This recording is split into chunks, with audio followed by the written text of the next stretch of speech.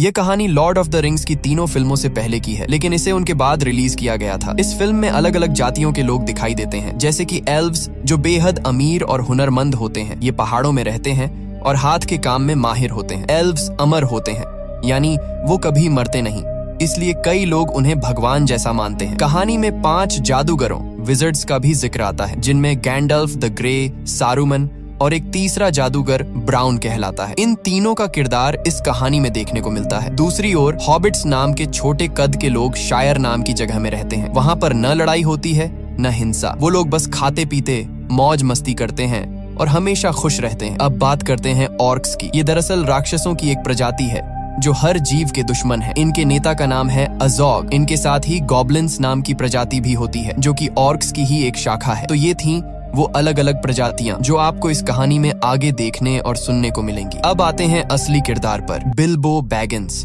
जो फ्रोडो का चाचा है। इस कहानी में बताया गया है कि बिल्बो की जिंदगी कैसी थी। कहानी की शुरुआत में उसे 11 साल का दिखाया गया है, जब वो अपनी जिंदगी की सारी बातें एक किताब में लिख रहा होता है ताकि उसका भतीजा फ्रोडो उसे पढ़ सके। इसके बाद कहानी 60 साल पीछे चली जाती है, उस वक्त की जब ड्वार्फ्स यानी बौने लोग पहाड़ों के अंदर अपने खूबसूरत शहरों में रहा करते थे। उनकी दुनिया इतनी शानदार थी कि देखने वालों को स्वर्ग जैसी लगती थी। और उन बौनों के राजा का नाम था थॉरिन ओकेनशील्ड। थोरिन का राजवंश पूरी तरह सुरक्षित था क्योंकि उसके बेटे और पोते दोनों जीवित थे। उस समय बौने लोग ड्वार्व्स दुनिया के सबसे अमीर प्रजाति माने जाते थे क्योंकि उनके पहाड़ों के अंदर सोने की नदियां बहती थीं। उन्हें वहां हीरे, जवाहरात और कीमती पत्थर मिलते थे और वे इन्हें तराशने में बेहद कुशल कारीगर थे। एक दिन एक बौने को पहाड़ की गहराइयों में एक विशाल हीरा मिला। इस हीरे को हार्ट ऑफ द माउंटेन कहा गया। राजा थ्रोर ने इसे अपनी शाही ताकत और हक का प्रतीक बना दिया और इसका नाम रखा द किंग्स ज्यूल। कई सालों तक इस राज्य में सब कुछ शांति और समृद्धि से चलता रहा, लेकिन एक दिन उत्तर दिशा से एक भयानक ड्रैगन आ पहुंचा जिसका नाम था स्माउग। यह ड्रैगन अपने मुंह से आग उगलता था और बेहद क्रूर व लालची था। उसने अपने रास्ते में आने वाले सभी शहरों को जला डाला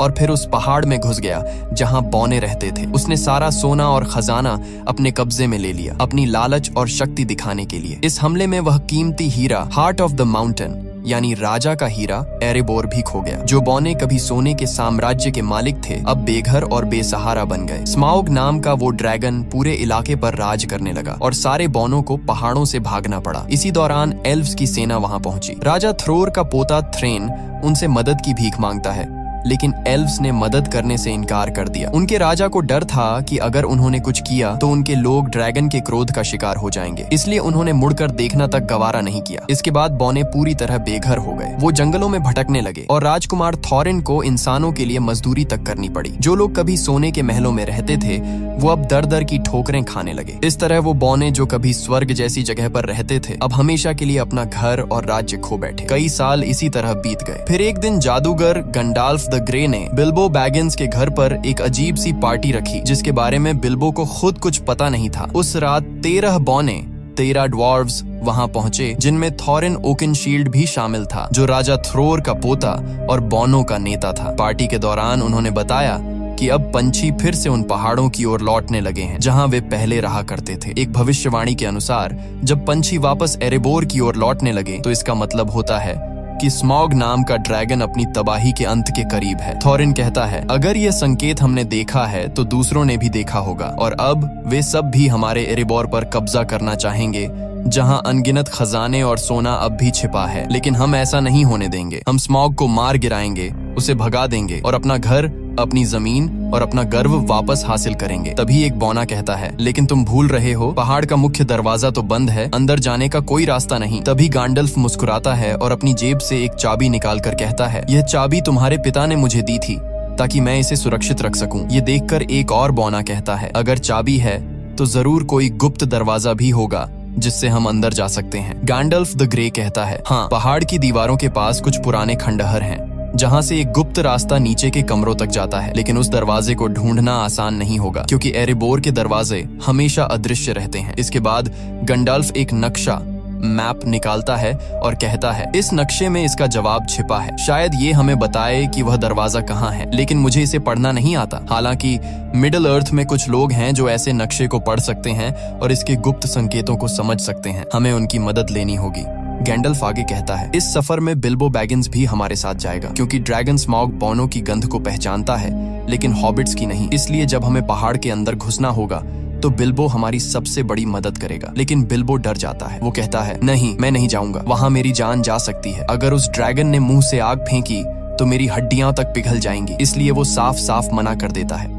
मगर अगले दिन जब सभी बॉने और गैंडल्फ रवाना हो जाते हैं तो बिल्बो को अचानक कुछ महसूस होता है। वो भागता हुआ उनके पीछे जाता है और उनके दिए हुए सहमति पत्र कॉन्ट्रैक्ट पर दस्तखत कर देता है। अब बिल्बो भी उन 13 बॉनों की टोली का हिस्सा बन जाता है और सब मिलकर उस जगह की ओर निकल पड़ते हैं जहां ड्रैगन स्मॉग रहता है, यानी एरिबोर की दिशा में। पूरा दिन सफर करने के बाद रात को जब वो एक जगह आराम करने रुकते हैं तो उन्हें एहसास होता है कि चारों तरफ ऑर्क्स राक्षस घूम रहे हैं। तभी एक बुजुर्ग बौना अपनी पुरानी यादें सुनाने लगता है। वो कहता है, जब स्मॉग ने हमारे पहाड़ों पर कब्जा कर लिया था तब हमारे राजा ने अपनी पुरानी नगरी वापस लेने की कोशिश की थी, लेकिन उससे पहले ऑर्क्स की सेना आ पहुंची। उनका नेता बेहद भयानक और शक्तिशाली था। उसका नाम था आजोग। राजा थ्रॉर यानी थॉरिन के दादा ने उससे सीधे लड़ाई की, लेकिन अजोग ने उनका सिर काट दिया। इस सदमे से थॉरिन के पिता थ्रेन पागल हो गए और फिर कभी नहीं मिले। लेकिन थॉरिन ने हार नहीं मानी। उसने अजोग का मुकाबला बिना हथियार के किया और लंबी लड़ाई के बाद अपनी तलवार से अजोग का एक हाथ काट दिया। तब उस दानव को एहसास हुआ कि थॉरिन की नस्ल को मिटाना आसान नहीं है। मगर उस युद्ध में बौनों की पूरी सेना खत्म हो गई और कुछ ही बौने जिंदा बच पाए। फिर वह बौना गर्व से कहता है, उसी दिन मुझे समझ आया कि अगर कोई हमें दोबारा एकजुट कर सकता है तो वो सिर्फ थॉरिन ओकनशील्ड ही है। इसीलिए आज थॉरिन और उसके 12 साथी बौने अपने पहाड़ एरिबोर को वापस पाना चाहते हैं और गैंडल्फ जानता है कि ये उनका हक है, इसीलिए वो पूरी तरह उनके साथ है। अगली सुबह सब अपने सफर पर निकल पड़ते हैं। रास्ते में चलते हुए गंडाल्फ समझाता है, हम 5 जादूगर हैं, यानी 5 विजर्ड्स मेरी तरह। इनमें सबसे शक्तिशाली और बुद्धिमान है सारूमान द वाइट, उसके बाद 2 नीले ब्लू विजर्ड्स हैं और 5वां है राडागास्ट द ब्राउन, जो इंसानों से ज्यादा जानवरों से प्यार करता है, इसलिए वो हमेशा जंगलों में जानवरों के बीच ही रहता है। अब गैंडल्फ थोरिन से कहता है, हमें एल्व्स के पास जाना चाहिए, क्योंकि सिर्फ एल्व्स ही उस नक्शे को पढ़ सकते हैं जो मैंने तुम्हें दिया है। लेकिन थॉरिन ओकनशील्ड, जो बौनों का राजकुमार है, एल्व्स से नफरत करता है। वो गुस्से में कहता है, जब हमें उनकी जरूरत थी, जब स्मॉग ने हमारा घर छीन लिया था, तब एल्व्स ने हमारी मदद नहीं की थी। अब मैं कभी उनके पास नहीं जाऊंगा। यह सुनकर गैंडल्फ नाराज हो जाता है और वहां से चला जाता है। उस रात सब उसी जगह डेरा डालकर रुकते हैं। तभी अंधेरे में 3 विशालकाय राक्षस ट्रोल्स वहां आ जाते हैं और उनके घोड़े चुरा ले जाते हैं। बौने डर जाते हैं क्योंकि बिना घोड़ों के आगे का सफर नामुमकिन है। इसलिए वे बिल्बो को आगे भेजते हैं ताकि वो चुपके से जाकर घोड़े वापस लाए। लेकिन जैसे ही बिल्बो पास पहुंचता है, ट्रोल्स उसे पकड़ लेते हैं। अब हालत ये होती है कि सभी बौनों को पकड़ लिया जाता है और ट्रोल्स उन्हें आग पर भूनकर खाने की तैयारी करने लगते हैं। तभी उनमें से एक ट्रोल कहता है, जल्दी करो, सूरज निकलने वाला है। अगर सूरज की रोशनी हम पर पड़ी तो हम सब पत्थर बन जाएंगे। इसी बीच बिल्बो अपनी चालाकी दिखाता है। वो तीनों ट्रोल्स से बातों में उलझाने लगता है, उन्हें आपस में झगड़वाने लगता है ताकि वक्त निकल जाए। और जैसे ही सुबह की पहली किरणें निकलती हैं, उसी वक्त गैंडल्फ ऊंची चट्टान पर खड़ा होता है। वो अपनी जादुई छड़ी से उस चट्टान पर वार करता है और चट्टान टूटकर 2 हिस्सों में बंट जाती है। उसके पीछे से निकलती हुई सूरज की तेज किरणें सीधी ट्रोल्स पर पड़ती हैं और देखते ही देखते तीनों ट्रोल्स पत्थर बन जाते हैं। इस तरह बिल्बो की समझदारी और गैंडल्फ के जादू से सारे बौने बच जाते हैं और उनका सफर फिर से जारी होता है। आगे बढ़ते हुए गैंडल्फ का 5वां साथी उनके पास पहुंचता है, जिसका नाम है राडागास्ट द ब्राउन। वो भी एक जादूगर है, लेकिन बाकी सभी से बिल्कुल अलग। उसके कपड़े मिट्टी से सने होते हैं और उसके आसपास हमेशा जानवर और पक्षी घूमते रहते हैं। वो गैंडल्फ से घबराई हुई आवाज में कहता है, ग्रीनवुड बीमार हो गया है। ग्रीनवुड उस बड़े जंगल का नाम है। वो बताता है कि वहाँ अब पेड़ पौधे उगना बंद हो गए हैं और जंगल में अब भयानक मकड़ियां बस गई हैं। वो कहता है, ये सारी मकड़ियां डोल गुलदूर नाम की जगह से आई हैं। डोल गुलदूर दरअसल ग्रीनवुड के अंदर एक पुराना किला है जो कभी सौरॉन की शरण स्थली हुआ करता था। गैंडल्फ हैरान होकर कहता है, लेकिन वो तो अब वीरान पड़ा है। इस पर राडागास्ट जवाब देता है, नहीं गैंडल्फ, वो वीरान नहीं है, मैं खुद वहाँ गया था। उसकी आंखों में डर झलकता है। वहाँ एक काली परछाई है, एक प्राचीन राक्षस की आत्मा जो अंधेरे की दुनिया से आत्माओं को बुला सकती है। उसने मुझ पर हमला किया, लेकिन मैंने किसी तरह खुद को बचा लिया और तभी मैंने अंधेरे में उस छाया को देखा। वो सौरॉन की थी। इतना कहकर राडागास्ट एक अजीब सी तलवार निकालता है और गैंडल्फ को दिखाता है। वो कहता है, ये तलवार तलवार किसी इंसान की बनाई हुई नहीं है, ये जीवित दुनिया की नहीं, कुछ और है। गैंडल्फ उस तलवार को देखते ही समझ जाता है कि रदागस्ट सच कह रहा है, अंधकार फिर से लौट आया है। उसी वक्त आसमान से भेड़ियों की डरावनी हुआ सुनाई देती है। गैंडल्फ चौंक जाता है, ये वॉर्ग्स हैं। असल में ये भेड़िए नहीं बल्कि ऑर्क्स के शिकारी जानवर हैं जो उन्हें मारने और पकड़ने के लिए पीछा कर रहे थे। रादागास्ट तुरंत कहता है, मैं उन्हें अपनी तरफ खींच लूंगा, तुम सब भाग जाओ। वो अपनी जादुई स्लेज पर सवार होता है जो खरगोशों से खींची जाती है और ऑर्क्स और वॉर्ग्स उसका पीछा करने लगते हैं। इधर गैंडल्फ और बाकी बौने भागते हुए जमीन के नीचे बने एक सुरंग में घुस जाते हैं। पीछे से वॉर्ग्स उन पर झपटने ही वाले होते हैं, लेकिन वो सब किसी तरह सुरंग के अंदर गायब हो जाते हैं और फिलहाल के लिए अपनी जान बचा लेते हैं। तभी अचानक वहाँ एल्व्स आ पहुँचते हैं, तेज, खूबसूरत और बेहद घातक। कुछ ही पलों में वो सारे ऑर्क्स को खत्म कर देते हैं। इस लड़ाई से बचते हुए बौने, गैंडाल्फ और बिल्बो एक अंधेरी गुफा से निकलकर पहुँचते हैं एक जादुई और रहस्यमयी जगह, रिवेंडेल यानी एल्व्स की धरती। यही वो जगह थी जहां जाने का बिल्बो बैगिंस हमेशा से सपना देखता था, लेकिन थोरिन को वहां जाना बिल्कुल पसंद नहीं था। वो एल्व्स से नफरत करता था क्योंकि जब उसके कबीले को उनकी सबसे ज्यादा जरूरत थी तब एल्व्स ने मदद करने से इनकार कर दिया था। फिर भी गैंडाल्फ की मनाने पर थोरिन और बाकी बौने वहां जाने के लिए तैयार हो जाते हैं। एल्व्स उनका स्वागत करते हैं और उसी वक्त गैंडाल्फ थोरिन से कहता है कि वो नक्शा उसे दे दे ताकि वो इसे एलरॉन्ड यानी एल्व्स के राजा को दिखा सके। थोरिन पहले तो हिचकिचाता है लेकिन आखिरकार मान जाता है। जब एलरॉन्ड नक्शे को ध्यान से देखता है तो उसे उसमें एक गुप्त संदेश दिखाई देता है। वो बताता है कि ड्यूरिन डे पर तुम्हें ग्रे स्टोन के पास खड़ा होना होगा और वहीं से तुम्हें वो गुप्त दरवाजा दिखाई देगा जो केवल एक खास चाबी से ही खुलेगा। वो आगे समझाता है कि ड्यूरिन डे वो दिन होता है जब पतझड़ का आखिरी चांद और सर्दी का पहला सूरज एक साथ दिखाई देते हैं और वो दिन बहुत जल्द आने वाला है। लेकिन एलरॉन्ड उन्हें चेतावनी देता है, तुम ही अकेले नहीं हो जो उस जगह पर नजर रखे हुए हो, बहुत से लोग वहां पहुंचने की कोशिश कर रहे हैं। और तभी वहां प्रकट होता है एक और शक्तिशाली जादूगर, सारूमन द व्हाइट, जो ताकत में गैंडाल्फ के बराबर है। सारूमन गैंडाल्फ से कहता है, हमें उन पहाड़ी रास्तों पर नहीं जाना चाहिए जहां ड्रैगन स्मॉग सो रहा है, क्योंकि वो पिछले 60 सालों से गहरी नींद में है। अगर वो जाग गया तो ये पूरी दुनिया राख में बदल जाएगी। लेकिन तभी यूनिकॉर्न्स कहते हैं, अगर स्मॉग जाग गया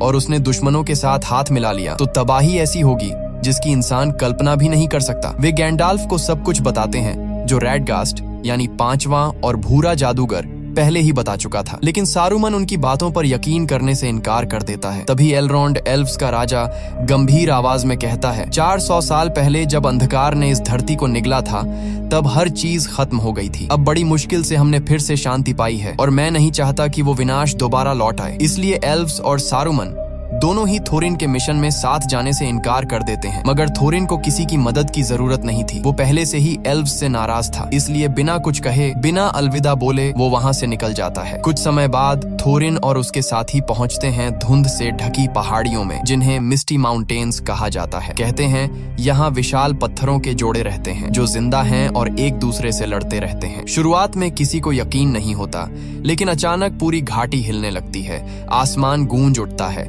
और सामने दिखते हैं वो विशाल पत्थर जो सचमुच एक दूसरे पर हमला कर रहे थे। उनकी टक्कर से पूरी धरती कांप उठती है और थोरिन का दल अपनी जान बचाने के लिए भागने लगता है। कोई और रास्ता न देखकर वे पहाड़ों की गुफाओं में छिप जाते हैं, लेकिन जैसे ही वे अंदर जाते हैं उन पर हमला कर देते हैं गॉब्लिन्स, डरावने, कुरूप और खून के प्यासे जीव। वे सारे बौनों को पकड़ लेते हैं और गहराई में ले जाते हैं। उधर दूसरी तरफ दिखाया जाता है कि ऑर्क्स और उनके निर्दयी नेता एजॉग, जो कभी थोरिन के हाथों अपनी बाह गंवा चुका था, अब गुस्से से पागल हो चुका है। वो दहाड़ते हुए अपने सैनिकों को आदेश देता है, थोरिन को ढूंढो और उसका सर मेरे सामने लाओ। थोरिन सोचता है कि एजॉग मर चुका है, लेकिन हकीकत में वो जिंदा है और अब उसकी आंखों में सिर्फ एक ही जुनून जल रहा है, थोरिन और उसके पूरे कबीले का सफाया करने का।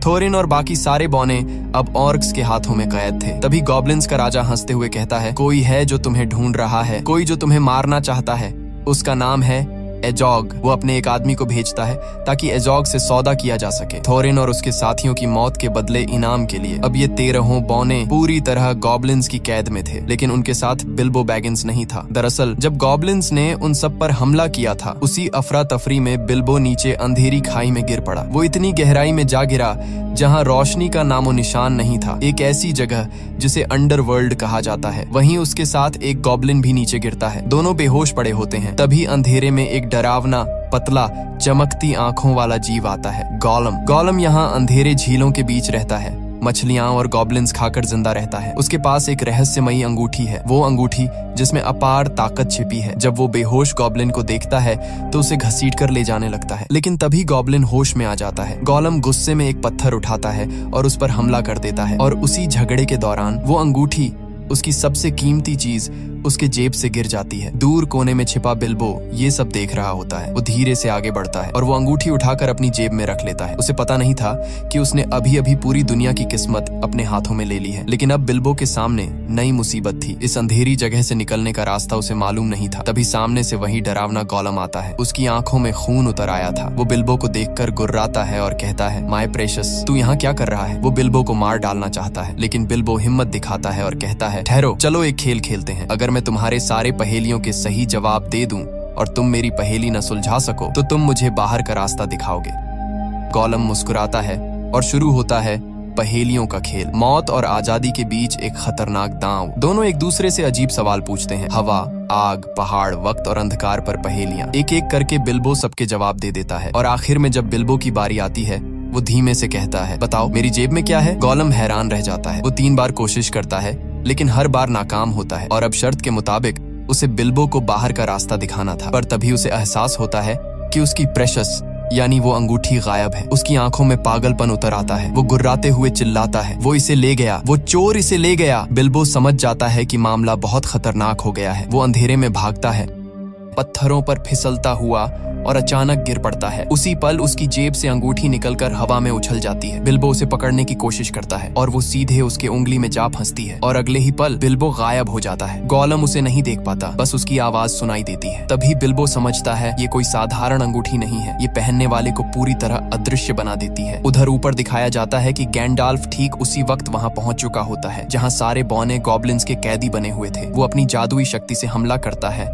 और शुरू हो जाती है एक भयंकर लड़ाई। गॉब्लिन्स का राजा, एक विशालकाय भयानक जीव, गर्जना करता है, लेकिन गैंडाल्फ अपनी तलवार से उसका सिर काट देता है। धुएं और आग के बीच सारे बौने आजाद होकर भागते हैं और आखिरकार पहाड़ों के रास्तों से बाहर निकल आते हैं। वहीं दूसरी तरफ बिल्बो धीरे धीरे अंधेरे से बाहर निकलता है, लेकिन गोलम उसके रास्ते में आ जाता है। उसकी आंखों में पागलपन और नफरत झलक रही होती है। बिल्बो चुपचाप तलवार निकालता है। वो गोलम को मार सकता था, पर उसी पल वो रुक जाता है। उसे उस जीव पर दया आ जाती है जो अपनी लालच और तन्हाई में खुद ही कैद हो गया था। बिल्बो उसे मारे बिना उसके ऊपर से छलांग लगाता है और भाग निकलता है। गोलम उसकी चीखती आवाज के साथ गुफा में गूंज उठता है, वो चोर, उसने मेरी प्रेशियस चुरा ली। और उसी पल से गोलम के दिल में जल उठती है बिल्बो के लिए नफरत की आग। बाहर निकलने पर बिल्बो की मुलाकात थोरिन और बाकी बौनों से होती है। सब उसे देखकर हैरान रह जाते हैं, वो कैसे बच निकला। लेकिन उनकी राहत ज्यादा देर नहीं टिकती, क्योंकि तभी अचानक आसमान से आवाजें आने लगती हैं। एजोग और उसकी ऑर्क्स की फौज वहां पहुंच चुकी होती है। वो विशालकाय भेड़ियों, वॉर्ग्स पर सवार होकर हमला करते हैं। बौने अपनी जान बचाने के लिए भागते हैं और एक ऊंची चट्टान तक पहुंच जाते हैं। आगे रास्ता खत्म, पीछे मौत। गैंडाल्फ तुरंत सबको आदेश देता है, पेड़ों पर चढ़ो। सब तेजी से ऊपर चढ़ते हैं, लेकिन वॉर्ग्स नीचे से छलांग लगाकर पेड़ों को हिलाने लगते हैं। हवा में डर और चीखें भर जाती हैं। गैंडाल्फ अपनी छड़ी उठाता है और एक शक्तिशाली मंत्र बोलता है, नार फायर। अचानक आग भड़क उठती है और वो जलते हुए पाइन कोन नीचे फेंकता है। आग की लपटें भेड़ियों को घेर लेती हैं। कई ऑर्क्स जलकर गिर पड़ते हैं। आसमान में धुआं उठ रहा था। नीचे मौत थी और ऊपर टहनियों पर लटके थे थोरिन, बिल्बो और बाकी सारे बौने। और तभी कुछ ऐसा होने वाला था जो उनके भाग्य की दिशा हमेशा के लिए बदल देता। थोरिन और अजोग का आमना सामना फिर से होता है। थोरिन जैसे ही अजोग को देखता है, उसके गुस्से की कोई हद नहीं रहती, क्योंकि अजोग ने ही उसके दादा का सिर कलम किया था। वो गुस्से में अपनी तलवार निकालकर उस पर टूट पड़ता है, लेकिन अजोग बहुत ताकतवर होता है। उसका भेड़िया थोरिन को मुंह में दबोचकर जोर से फेंक देता है। अजोग अपने सैनिकों से कहता है कि थोरिन का सिर काट दो। तभी जब उसका आदमी तलवार उठाता है, बिल्बो बैगिंस उस पर हमला कर देता है, लेकिन बिल्बो इतने बड़े राक्षसों से मुकाबला नहीं कर सकता। उसके सामने 4 ऑर्क्स अपने अपने विशाल भेड़ियों पर सवार होकर उसकी ओर बढ़ रहे होते हैं ताकि उसे मार सकें। तभी बाकी बौने पेड़ों से नीचे उतरते हैं और उन पर हमला कर देते हैं, लेकिन ये ऑर्क्स बहुत ताकतवर होते हैं और बौनों के लिए उनका सामना करना मुश्किल पड़ता है। तभी आसमान से विशाल ईगल्स, गरुड़ जैसे विशाल पक्षी उतरते हैं। ये ईगल्स ऑर्क्स पर टूट पड़ते हैं, उन्हें अपनी तेज पंजों में पकड़कर हवा में उठा ले जाते हैं और नीचे गिरा देते हैं। इस तरह बिल्बो बैगिंस, थोरिन और बाकी सभी की जान बच जाती है। इन ईगल्स को यहाँ भेजा था गैलाड्रियल ने, जो एक एल्फ होती है और गैंडाल्फ पर पूरी तरह भरोसा करती है। उसे पूरा यकीन होता है कि गैंडाल्फ जो कह रहा है वो सच है और बिल्कुल सही है, इसलिए उसने मदद भेजी थी। ईगल्स सबको उठाकर दूर सुरक्षित जगह ले जाते हैं, जबकि नीचे अजोग और उसके बाकी सैनिक गुस्से में उन्हें जाता हुआ देखते रह जाते हैं। ईगल्स सबको एक सुरक्षित जगह पर उतार देते हैं। वहां थोरिन बिल्बो बैगिंस के पास आता है और कहता है, मैं हमेशा तुम्हारे खिलाफ था। मैं नहीं चाहता था कि तुम हमारे साथ आओ क्योंकि मुझे तुम पर भरोसा नहीं था, लेकिन अपनी जिंदगी में मैं कभी इतना गलत नहीं हुआ। इतना कहकर थोरिन बिल्बो बैगिंस को गले लगा लेता है। हालांकि बिल्बो बैगिंस के पास अब वह जादुई अंगूठी होती है, लेकिन वो इसके बारे में किसी को कुछ नहीं बताता। अब सबकी नजरें उस पहाड़ पर होती हैं, वही पहाड़ जो कभी बोनो का घर था, जहाँ वे शांति से रहते थे। लेकिन अब उसी पहाड़ के भीतर सो रहा है भयानक ड्रैगन स्मॉग, जिसने कभी इनसे उनका घर छीन लिया था। फिर कैमरा उस पहाड़ के अंदर दिखाता है, जहां स्मॉग, जो पिछले 60 सालों से गहरी नींद में था, अब अपनी आंखें खोल देता है और यहीं पर कहानी खत्म होती है। ये फिल्म 2012 में रिलीज हुई थी, जिसे IMDb पर 7.8/10 की रेटिंग मिली है।